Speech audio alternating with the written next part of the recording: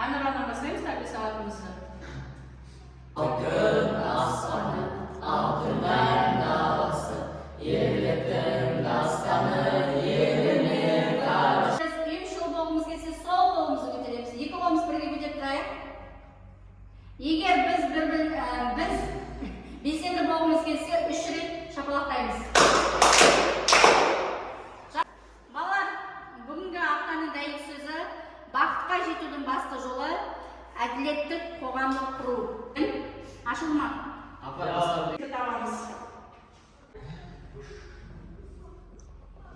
Қандай ойлап тұрсаң да бірлік керек.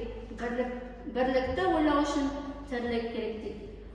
Қарым-қатынаста болу үшін не маңызды? Сыйластық. Өзара сыйластық, түсіністік, достық, көмектесу, иә? Екінші сұрақ. Сыныпта бір оқушы басқаларға мазақтап шеттету дұрыс па? Жоқ. Себеп айып болып саналады, иә? Жоқ, бұл дұрыс емес. Әр баланың құқығы. Қандай сөйлеуді байқап тұр? Олинг. Не байқап тұрсыз? Итеріп кету және мазақтау, кемсіту, иә?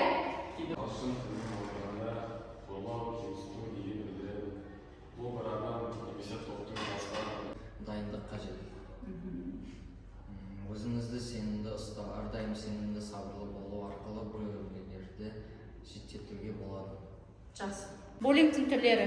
Буллингтің түрлері вербальді сөздікті тигізу, мазақ ету, дөрекі сөздер айту, физикалық ұру, түрту, итеру, әлеуметтік топтан шеттету, ақпарат тарату, қастандық жасау, кибербуллинг, интернетте немесе әлеуметтік желілерде қудалау, жағымсыз пікірлер жазу. Жақсы отырау.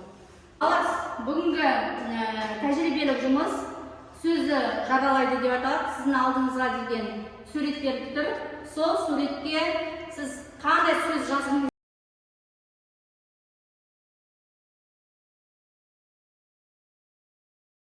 сол қағазды әліне жеткенше дейін умаждаймыз. Бүктеген қағазымызды түгел ашамыз жайлап.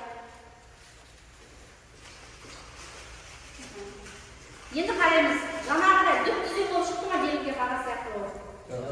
Көрдіңіз ба? Бұл жерде ешқандай мазақтау сөз, лас сөз ешкімге айтпау керек. Оның несінде қалып қояды? Жүрегінде болмаса деген ойында қалып қою мүмкін, иә? Солай ма? Сол себепті өткізілген тәжірибелік жұмысымыз. Бүгінгі тәрбие сағатымызды аяқтайық. Алдыңызға деген жарық жанып тұр.